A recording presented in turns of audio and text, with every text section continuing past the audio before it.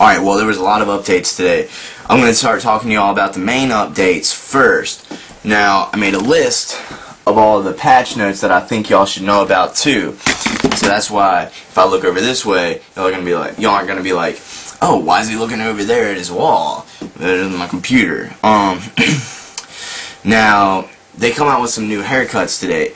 They come out with the Dragon Virant, shave mohawk, and a mullet, which the mullet was requested by some people. Personally, I wouldn't have the mullet in RuneScape or in real life. I don't know, it just doesn't work for me, or, you know, that's just not who I am.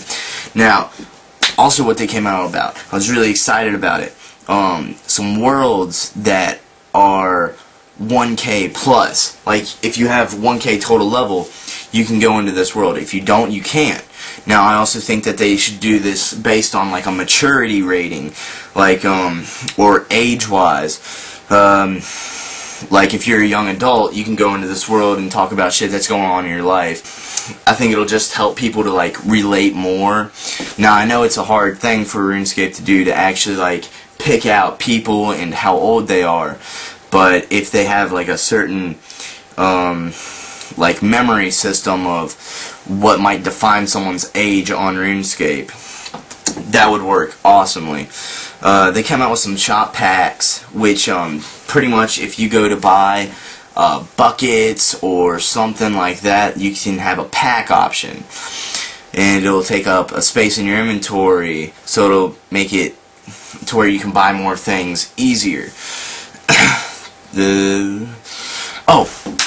Update on high level alchemy. Now, this is an awesome update. I fucking freaked when I saw this shit.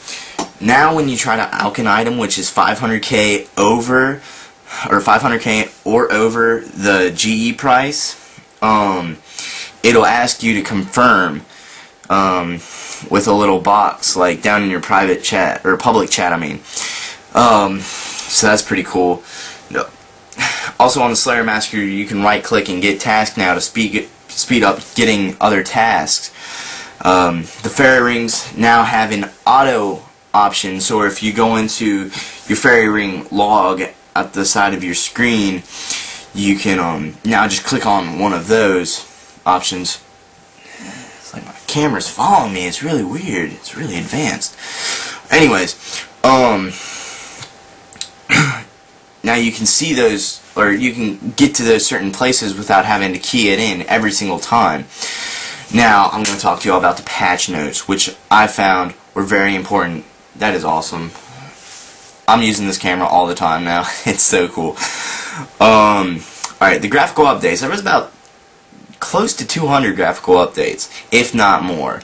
Now, I was only able to find 3 that mattered. And there was 5 that I put down, though. Alright, they added map boardings to certain underground pass areas, which they also updated a lot of the other map areas of RuneScape, like where you click on the arrows and it goes down into the dungeons. They adjusted the fogging and brightness of some catacombs, so you can now, like, and catacombs are like underground areas, or like little tunnels that you can go into if you didn't know. So now you can see things easier in there now. Let's see. The penguin, or well, the spin emote will no longer have the crafting cursor, which once they come out with the cursors, I realized that the spin emote had the cursor on it, the crafting cursor on it, which I found was really weird. I figured they had a reason for it, though I didn't know why. There was a lot of map updates, like they added, or they adjusted some walls to the GE, they took some fences out of a tree, and in the graphical updates, if you click on the link in the sidebar, down at the bottom, you'll see, like, Jagex went all dyslexic or something. Like, they put audio options in the graphical update section, which I found was really funny. I started busting out laughing. So if you want to check that out, you know, down at the bottom of the graphicals, right above the audio, is, like, tons of audio updates, about, like, 6 or 7. So So I found that kind of funny if y'all want to look down there and be like, why the fuck did Jagex do this? That's pretty much for the graphics. Let's go on to audio. Now, I play with my speakers off, or like no sound on RuneScape. I don't know how y'all play it, but that's how I play.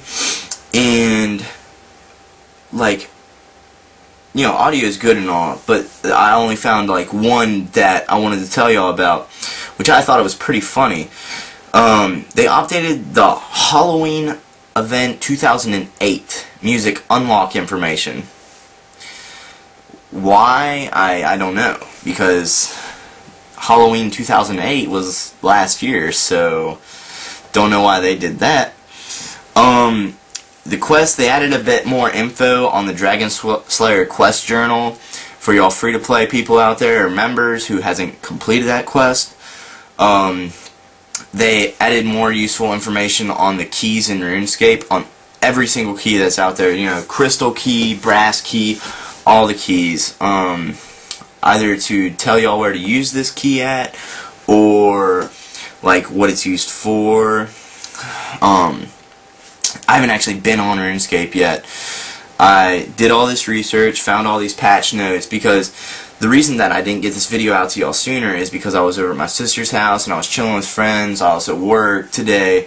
I have a very busy life, so please, oh, I'm already up to 7 minutes. Shit. Well, please, just forgive me about that. The mini games, they removed a bottleneck in the blast furnace area. They it's not a bottleneck, you know, technical term. They removed one of the doors so people wouldn't like start, you know, they wouldn't have to go and like bottleneck through that area. They added, well, whoa. In mobilizing armies, the little certificates that you get will now not disappear when you die. They will be saved by your grave. Shit, I messed something up. Okay. In the miscellaneous, the items kept on death interface will now give you a bit extra information about gravestones if you actually have the option to use a gravestone, or to have a gravestone. You will now be returned to your POH if you were in like a random event. If like a random event takes you and you're training construction, or if you're in a player-owned house, you can now be returned straight up to the player-owned house. When fighting the Knights of King Ransom, it'll save like where your progress in King's Ransom quest.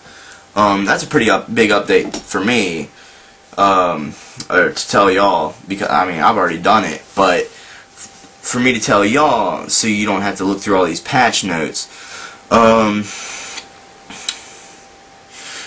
can now reacquire your pendant of Lucien from the NPC in Lucien's house. It's right west of the Grand Exchange, by the way. After completing the Temple of Ikov quest. Players are now given more information in the client can't switch to high detail mode. So if you can't go over to high detail mode, it'll tell you what you need to do that, or what computer requirements you don't have to do that. And I'm really running out of time, so I gotta finish this up quick. A stepping stone agility shortcut has been placed in Shiloh Village, requiring 74 agility.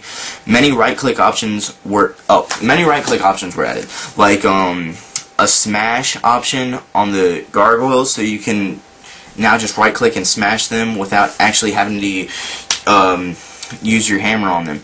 I hope y'all like these updates. If you did, please leave a comment. If you haven't already, subscribe.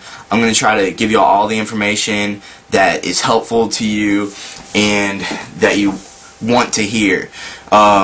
Also, if you are subscribed to me, tell your friends about this video so maybe it'll help them. Now, thank you so much for watching, and I hope y'all have a great time playing RuneScape and living life. Bye.